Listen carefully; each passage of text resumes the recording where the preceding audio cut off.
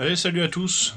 Aujourd'hui, donc, on se retrouve donc sur mon lieu de travail. On va donc changer la bielle d'un vilebrequin. Je vais vous faire voir comment on la démonte. Pour la remonter, c'est le même principe. On verra aussi comment donc rééquilibrer le vilebrequin après le remplacement, parce qu'il va être complètement déséquilibré. Voilà. Donc on voit tout ça après.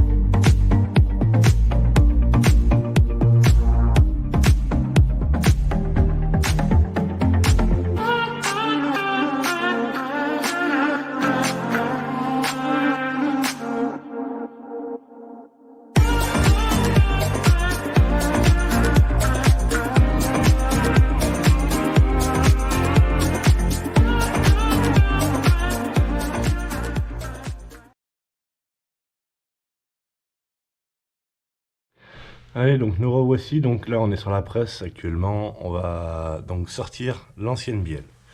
Allez.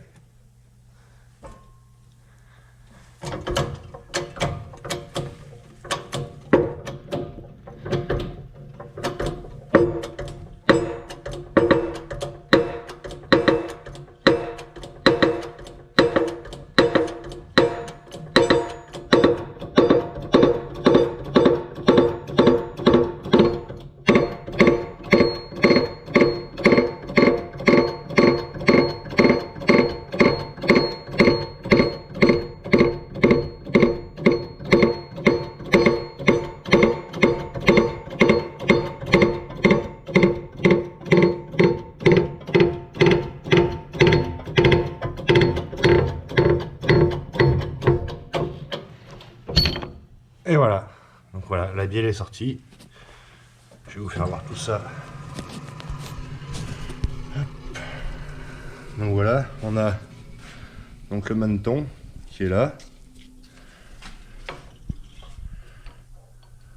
On va récupérer juste ça. Hop, c'est ce que j'ai pris pour l'enlever. Hop, on a une masselotte. Donc voilà. Bien faire attention en fait que l'intérieur, vous voyez, là il n'est pas abîmé, il est bien brillant. Donc ça voilà, j'y ai bien lubrifié pour bien que ça sorte. Et voilà comment c'est fait une bielle. On a deux cales, une de chaque côté. Elle était relativement en bon état celle-là, apparemment, d'après ce que je vois. Voilà. Il n'y a pas de jeu en plus, mais bon, voilà, j'ai préféré, pour passer en 170, j'ai préféré la changer. Donc voilà à quoi ça ressemble une bielle. On a le roulement qui est là, c'est un peu le même système qu'en haut, mais voilà. Ça, et puis bah l'autre. L'autre masselotte. Voilà. Alors le plus dur maintenant, ça va être de tout remettre droit correctement pour éviter de se faire chier à la redresser par la suite. Allez, écoutez, je mets tout ça en place et bon, je pense que la mise en place vous intéresse pas. Je vous ferai, je vous reprends après. Allez. Allez, donc voilà, la bielle est remontée, hein, toute neuve. Elle est là, tout bien, toute belle, toute propre. Donc on a des cotes à respecter. Donc c'est inclus, bien évidemment, dans la revue technique. Hein, pour ceux qui ne l'ont pas, allez sur le groupe. Putain, on voit rien du tout. Hop. Voilà, ça ira mieux. Donc 57, 96, 95 même. Voilà. Et donc sur la revue technique, on est bien à 57,95. Voilà, on est entre 56,90 et 57,95. Et on a un jeu à respecter aussi. Le jeu qui est entre la bielle, donc ici. Voilà, qui est ici. Donc il doit être entre 0,20 et 0,70. Donc moi j'ai ma cale de 0,20 qui passe tranquillement. Hein, voilà. Je n'ai pas essayé la 0,25. Ça donne, tiens, pour voir. Normalement, elle doit rentrer en forçant. Donc la 0,25, elle est là. Hop. Voilà, elle gratte. Je pourrais peut-être même le resserrer un peu. Hein. C'est pas... Voilà, ça dépend vraiment. Là, ça force bien. 0,25, on va essayer en 0,30. Et juste là. Hop.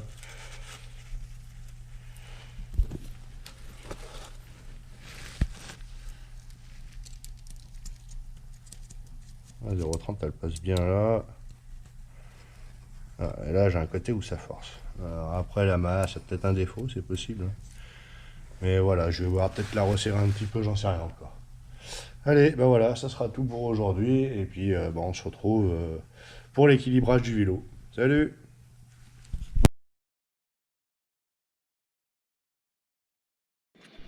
Allez les amis, allez on se retrouve. Donc je suis rentré chez moi donc avec le Villebrequin. On se retrouve là donc pour vous faire voir comment le rééquilibrer. Donc comme outil, je vous y mettrai un petit texte. Donc il vous faut une paire de V, il vous faut un comparateur, il vous faut un support comparateur bien évidemment. Moi je me suis fixé 2 plaques ici pour me tenir mes V et aimanter mon comparateur, enfin mon support plutôt. Voilà, j'ai trouvé ça hein, sur les V, je crois que c'est sur Micron France, si je dis pas de bêtises, ça vaut pas bien cher, hein, franchement ça vaut pas le coup de s'en priver. Ça on peut faire ses vélos tout seul. Et donc voilà, donc un vélo, une fois qu'il est on change la bielle, voilà ce qui se passe. On voit bien qu'on a énormément de débattement de l'aiguille, ce qui veut dire que le Villebrequin est désaxé. Donc ce qui se passe tout simplement, il faut qu'on repère donc à l'endroit où l'aiguille est la plus haute.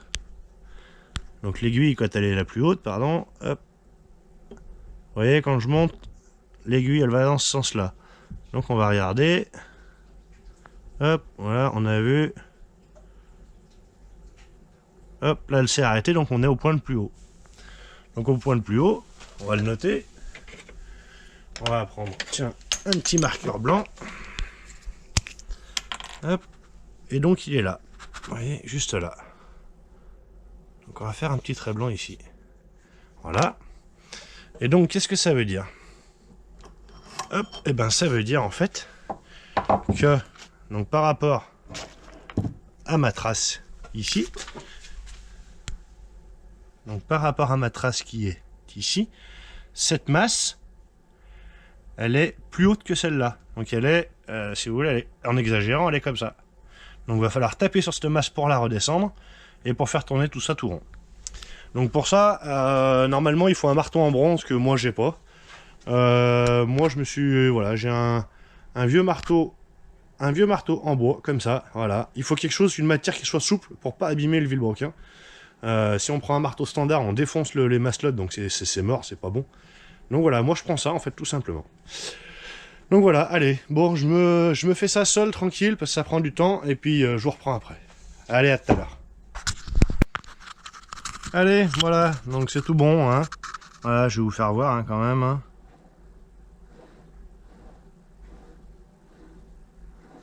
Voilà, vous voyez, ça bouge quasiment pas. Je suis très bien. J'ai jamais fait aussi bien, même le premier, il est pas comme ça. Donc voilà, donc sur la notice, en fait, il donne donc une cote maxi, donc un décalage maxi de 0,03 mm. Donc c'est vraiment très fin. Là, j'ai même pas 0,01, donc c'est vraiment très bien. Même moi, je m'en étonne. Hein, le premier, j'ai super arrivé à faire autant. Mais voilà, celui qui veut s'exercer, en tout cas, il n'y a pas de souci, il peut. Qu'il le fasse à la rigueur sur un vieux Villebrequin. Moi, je l'avais fait sur un de mes vieux Villebrequins pour essayer. Comme ça, au moins, si je le massacrais, bah tant pis. J'avais déjà envie de dire, il était mort. De toute façon, il était tout rouillé. Donc voilà. Et là, j'y suis arrivé petit à petit, doucement. J'ai refait mon premier qui est actuellement qui tourne, qui va très bien. Là, je viens de faire celui-là aujourd'hui, donc bah, vous le verrez sur la vidéo. Hein, j'ai sorti la maneton, changé la bielle et tout ça.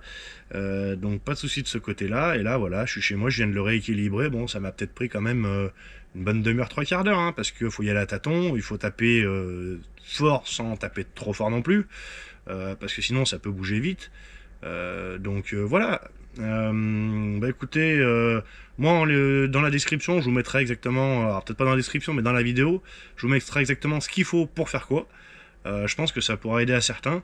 Et si jamais il y en a qui veulent vraiment se lancer dedans, n'hésitez pas à me demander le lien, ça sera avec plaisir. De toute manière, moi vous savez d'où ça vient, hein, ça vient ou d'AliExpress ou d'Amazon. Mis à part les V, je les ai pris chez Micron France, parce que là, il faut vraiment quelque chose qui soit précis. Donc voilà. Bon bah écoutez, j'espère que cette vidéo vous aura plu, et puis bah je vous dis à bientôt.